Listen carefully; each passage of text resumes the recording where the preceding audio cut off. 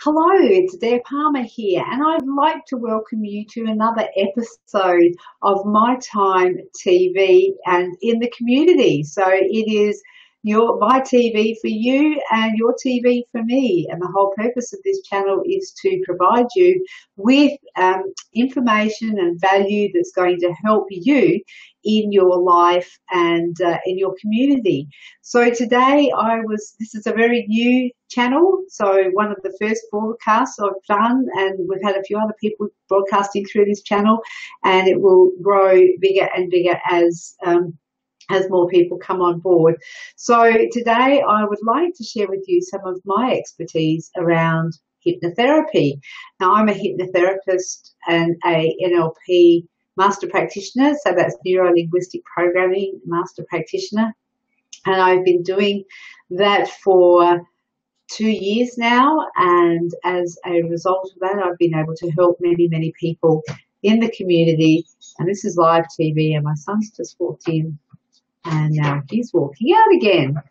Hi. The beauty of working from home when your son's supposed to be at school. But I've been able to help many people using hypnotherapy and neuro-linguistic programming for different things that affect us in how we live our lives and how happy we are with our current circumstances. Now, I've yet to meet anyone who says, yes, my life is perfect and I really love being where I am and doing exactly what I'm doing. There are a few people that I know who have attained a level of great satisfaction in their lives and what they're doing.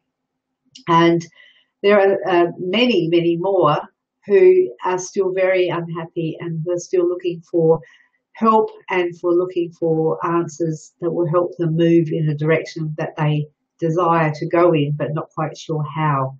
So even the ones who are at a level that I aspire to be, that I think we all aspire to be, still have days, and I know this because I have connected with these people and I have them in my circle, and I do take inspiration from them. And I think that there's always, as one of my friends says, it's like an onion. You sort of think you've peeled back some layers and you've got to the core of a problem, but then there's some more stuff, and there's always more stuff to uncover, and there's always more ways that you can evolve and grow. And I find that hypnotherapy and NLP is a fantastic way to help peel those layers off that onion that is our unconscious mind in a far quicker way, a far faster way, a far quicker way than if we are trying to do it. So perhaps through I just moved some stuff on my screen there. Perhaps through our own efforts. It's really when we've got these tools at our disposal to be able to fast track our path into where we want to go. And so it's quite interesting, because what we believe is we believe that we carry around these problems or these addictions or these beliefs about things, and we do actually believe we carry this stuff around for years and years, and especially those of us who are Gen Xers or baby boomers, and we have had plenty of years to get this stuff thoroughly ingrained into our belief systems and our psyche. And to think that stuff that we've carried around for 20, 30, 40, 50 years, we can just change it like that is pretty hard to swallow sometimes. And it is becoming aware of it is the first step, and then we can make steps to change it. I do want to share with you a little bit today about the unconscious mind, about what hypnotherapy is, about what it isn't, because it still seems to be a bit of a mystery, even though it's becoming more and more popular as an alternative therapy. to things like psychotherapy or psychology. It is something that even psychologists do train in, and they do take that in as part of their toolkits now as well, I believe. But it is something that can be used as a standalone tool or technique to help people immensely if they're willing to be helped. So if you don't have an understanding, or if you're not sure about hypnotherapy, I'm more than happy to share that with you. I've had some amazing wins myself using hypnotherapy and neuro-linguistic programming, especially the timeline transformation therapy with NLP. NLP is short for neuro-linguistic programming, and the timeline transformation therapy is absolutely, totally transformational. But today we're going to focus on the hypnotherapy side of things and some of the things that hypnotherapy can help you with. If you do have any questions, please, you can jot them down below. Down here, there's a comments part where you can, let's just have a look here. I've just got two screens here, so I'm looking at my screen where the camera is here, and I've got another screen across here where I'm just looking at the broadcast to make sure that it's all, no, I'm looking at Paula. Keep scrolling down. The beauty of live TV, hey? There we go. Now I can see myself there. And what I would like to say is just pop some questions. If you have any questions or comments, pop them below down here. If you do have a desire to hop into the broadcast, I know that can be terrifying for some people, but if you do want to hop into the broadcast and have a chat with me about it, face to face, you are more than welcome, and I do welcome that engagement. In the link below, it's actually in the pinned post directly below us, you'll see a link, and it says join this broadcast with your webcam or your smartphone. So just click on that link, and what that will do is we'll bring you into the lobby or the green room, and then I'll see you in there. And I'll be able to bring you into the broadcast so we can have a bit of a discussion. Making sure that your comments or your questions are centered around hypnotherapy, because that's the topic for today. But if you don't want to come into the broadcast, you're more than welcome to ask questions and make comments below if you want to, and I will address them as I see them appear. Okay. Now, just a little bit about the difference between our conscious and our unconscious mind. Our unconscious mind is also known as our subconscious mind, but for the purposes of this, I usually call it unconscious mind. When I did my training in psychology originally back in the 90s at uni, we were taught that it was the subconscious mind. But with the hypnotherapy, modern day terminology, it is referred to as the unconscious mind. But just know that they are one and the same thing. So our conscious mind is the thinking part of our mind. The conscious mind is the one that has the conscious tapes running through it that we tell ourselves. It's got the things that we go, all right, well, I'm going to decide that I'm conscious that I'm going to give up smoking, or I'm going to lose weight, or I'm going to do whatever it is I'm going to do. The conscious mind, if we look at it as perhaps, I don't know if you've seen the iceberg. I haven't got any photos to share with you just yet, but for this show, but if you are thinking of your conscious mind, it is, say if you say your conscious mind is this part of your head right here, and I've messed my hair up. If the conscious mind is this part of your head, the rest of your body is your unconscious mind. So that's probably the best way to explain it. Your unconscious mind, even though we can't, we're not aware of it, or we're not aware of it like until we bring it into our awareness, it is going 24/7. So our conscious mind, we give some respite when we get some sleep. I'm using my conscious mind right now to do this presentation. I've thought about what I'm going to present, how I'm going to present it. And my unconscious mind is the rest of my body. So my unconscious mind is by far most powerful part of the thinking and the conscious unconscious mind. So it is responsible for doing things that we could not ever do. Like if it's responsible for things like keeping us breathing, it's responsible for if I'm going like this, if I want to walk, it's responsible for telling my body to put one foot in front of the other. It's responsible for things like just keeping us functioning. Then it's also responsible for preserving us. So it has a state of, I don't know if you've heard the term fight or flight. That's our unconscious mind. So if you hear a loud bang somewhere and it sounds like a gun going off, I don't know about you, but it does, it'll make you jump. Now that's an unconscious reaction, and that's your unconscious mind. It's going, be prepared to run. It sort of gets the adrenaline going, and be prepared to run because there's danger out there.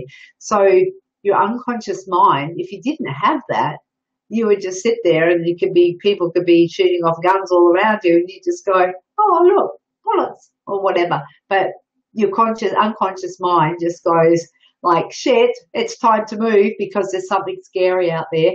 You need to preserve your body. So it actually gets you ready to do that fight or flight type thing.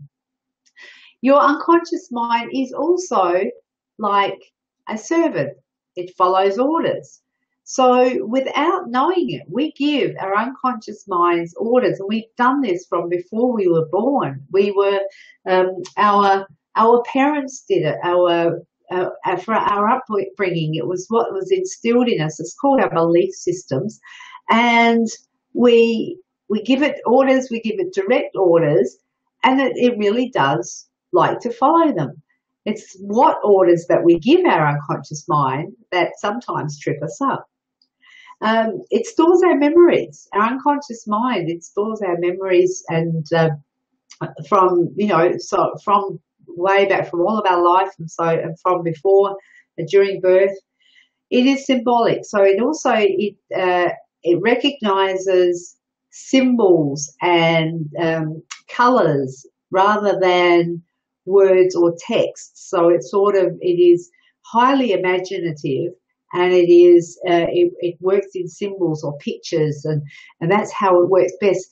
So when you are doing change work, things like creative visualizations and vision boards and things that you want to work towards is something that your unconscious mind, you can really tap into your unconscious mind very, very quickly if you are using these techniques that can be taught to you, to find out what it is like to make the changes that will get you off of one track and your unconscious mind into the other. So it doesn't matter whether it's good or bad. Your unconscious mind does not process negatives, so it just is. So it doesn't matter whether we tell our unconscious mind good stuff or bad stuff. What we believe consciously is good or bad.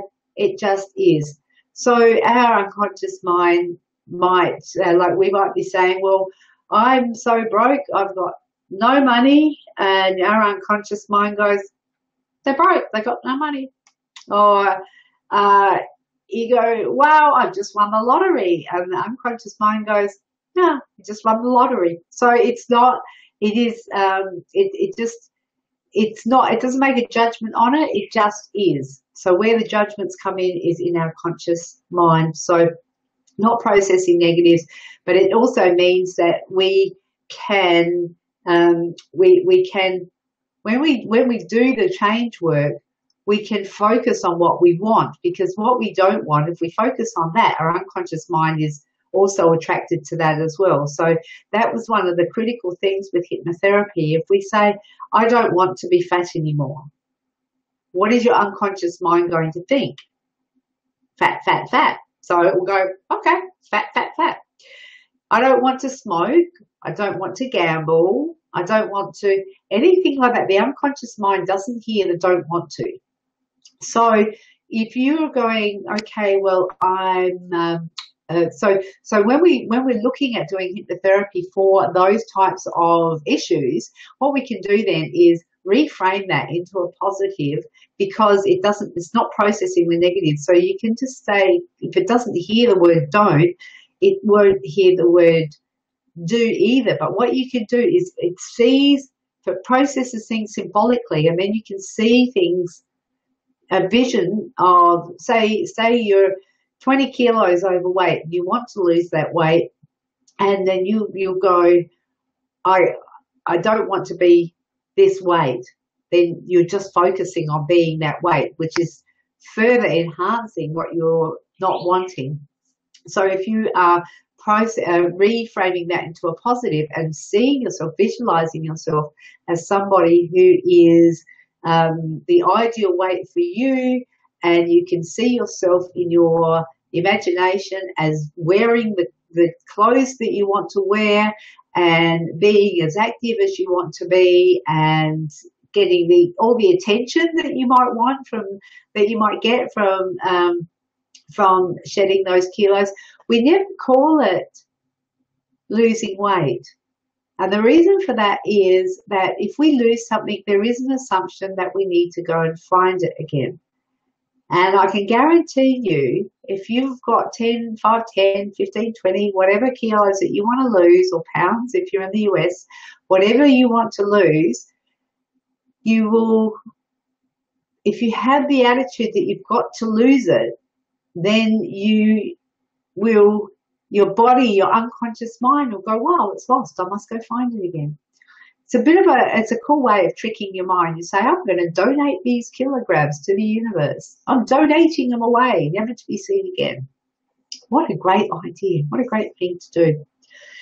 So when we have our understanding of our unconscious mind, because we take in, there's so much information that we can take in, potential information that we can take in at any moment of every second of every day. So just watching this broadcast, you would see that there is actually over 2 million bits of information that will be coming to you from different places, especially when you go through the newsfeed of Facebook. It's like, wow, bombarded with information. But what we can do is we can only take in generally around about 126 bits of information at any one time. So what that means is that, say you walked into a warehouse and there are 2 million boxes in that warehouse, and you've got a torch, and your torch can only light up 126 boxes, which each box is a bit of information.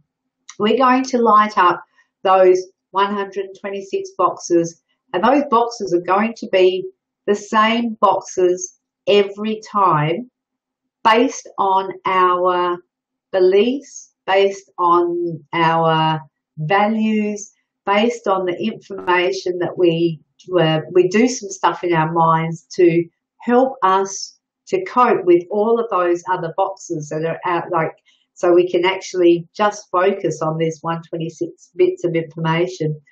And as an aside, that I found this information really, really helpful to me when understanding my family members that have Asperger's, because as I understand it, the filters that they have on there are unable to work in the same way as what our filters work.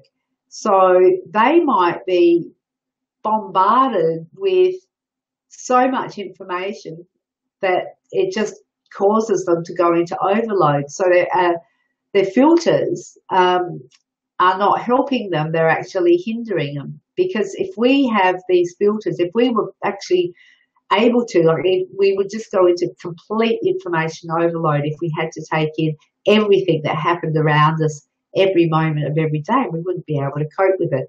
So it did give me a bit of a understanding and a bit more of a, I guess, a bit empathy or compassion for people who do have Asperger's or on the autism spectrum. And in fact, I'm actually going to be talking to a lovely girl called Rochelle, who is starting up she's, I think September, she's launching her business, which is around support for parents, particularly mums with kids with autism or on the autism spectrum. So I'll watch this space. I will be talking to her in the next couple of weeks, but it did give me a deeper understanding of how it must be for these kids who are unable to process information and screen stuff out, because what we do to cope with it, we generalize stuff, we distort things, and we delete in our minds. And you know how some people, you can have, like this person says, I'm having this conversation, and they'll say, someone will say, well, it most often does happen in relationships where, you know, the wife will say, you know, well, I asked you to, I told you that mum was coming over on the weekend, and hubby will say, well, I didn't hear that. It's that he's deleted it out of his mind because it's something that's obviously not of interest to him. And I'm sure that wouldn't happen in our household because we both love our mum and his mum as well. But that's where we say, oh, I didn't hear that, or you've tuned out, so you've actually deleted it.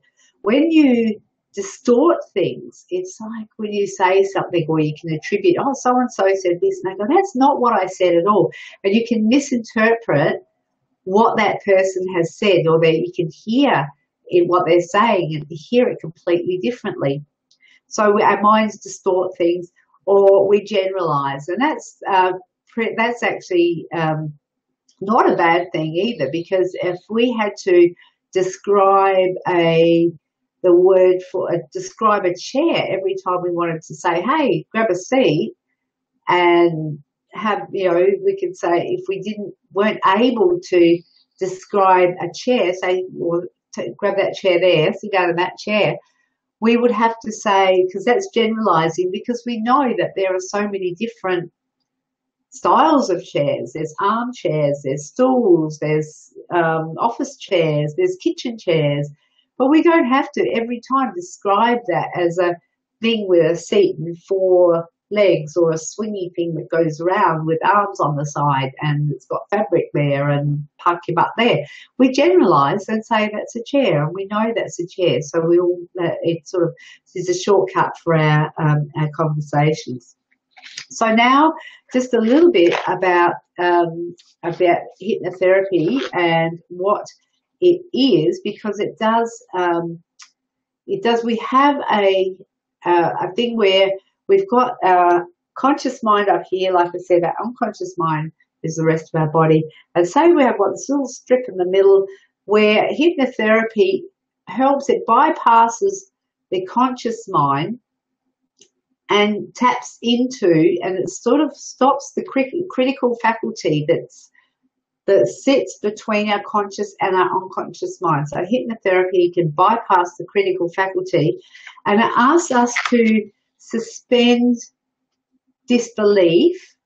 And that's like, if you can imagine, when you go to the movies and you're watching a movie, and you are, so say you've got a tearjerker, or you've got a movie that you really, you know, you're getting into, and you are watching it and you're going, oh my God, that's so beautiful, or it's so scary, or it's so heartbreaking, and you can really feel those emotions. I don't know if any of you teared up at The Notebook, or those films like the Titanic, when, what's his name, Leonardo DiCaprio, Jack just slides down into that icy cold water, and you can see him.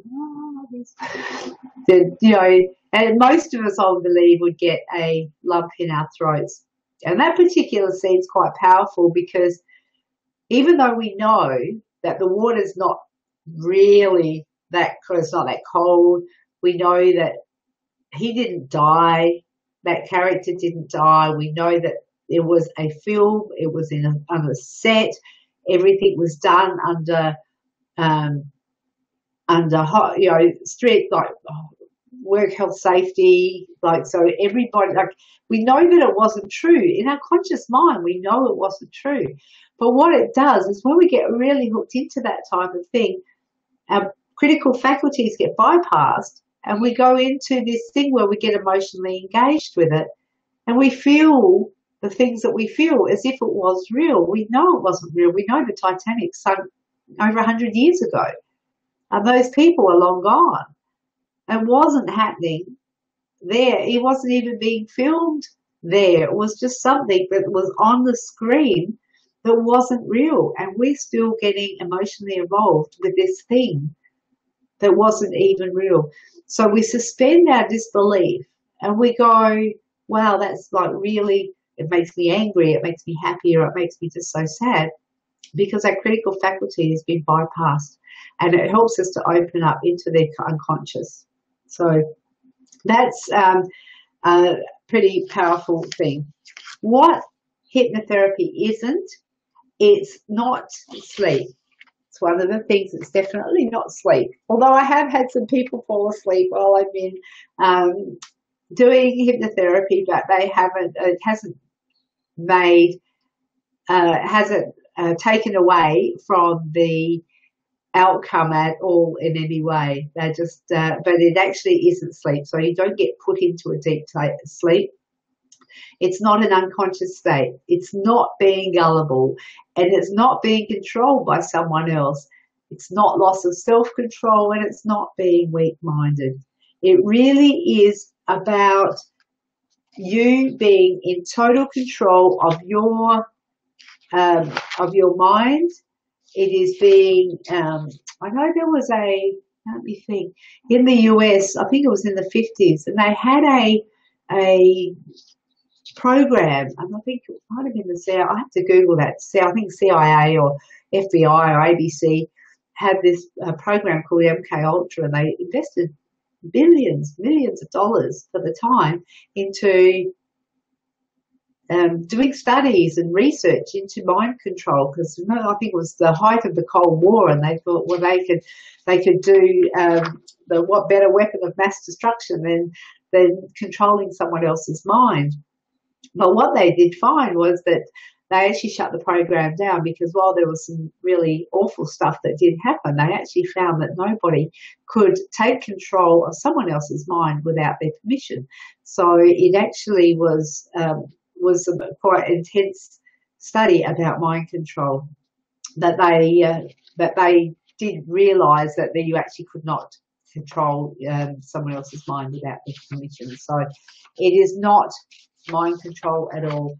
What it is a completely awake state. So you are awake, you are alert, you can hear things that are going on around you.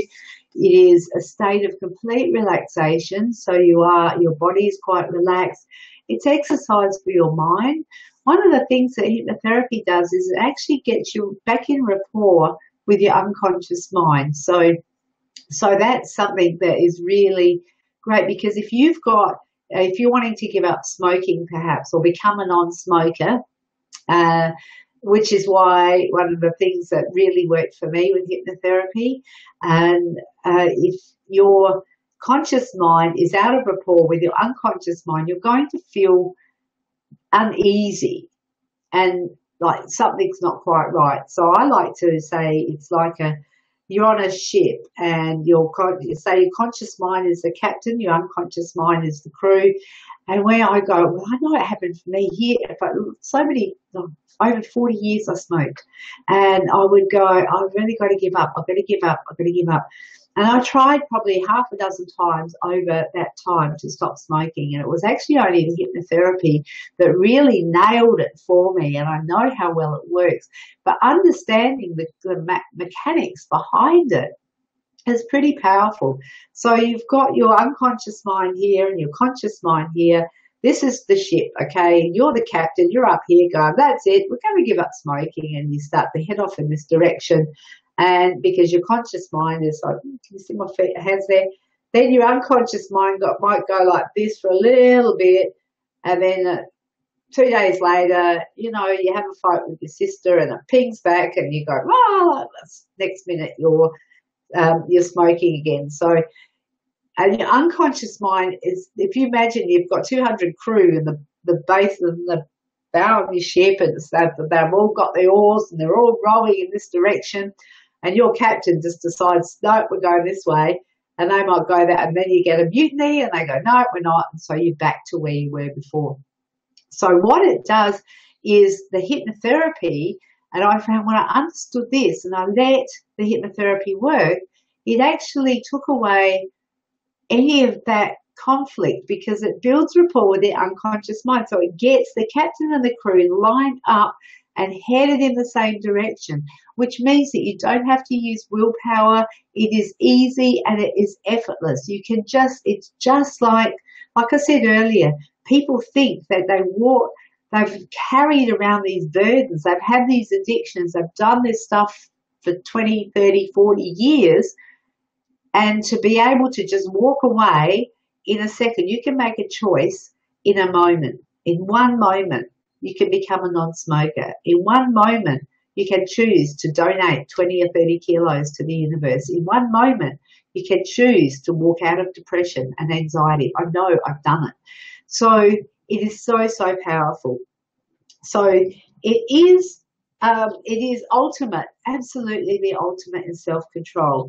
So that is what hypnotherapy, it's what it's not, and also what hypnotherapy is. It is an amazing, amazing tool. I've got some little notes here, I'll just pop them back. It is an amazing tool to help you get where you want to go. And if you're looking for some more information, I'm more than happy to help you. I do have a, let me see if I can write this up. I do have a Facebook page. It's called Hypnotherapy with Adaire. In fact, I'll pop it here. You can go over and have a look. And I think I did that wrong. And this is my, let me just do Facebook.com, Hypnotherapy with Adaire. Check that out. Go and have a look. I think I've given you the right link. There we go. Sure. Pop in, say hello, ask some questions. I'm more than happy to help. That's what I'm here for. My goal and my mission and my vision is to help people live happy lives and help create a better world. And I think hypnotherapy is a brilliant way to do that.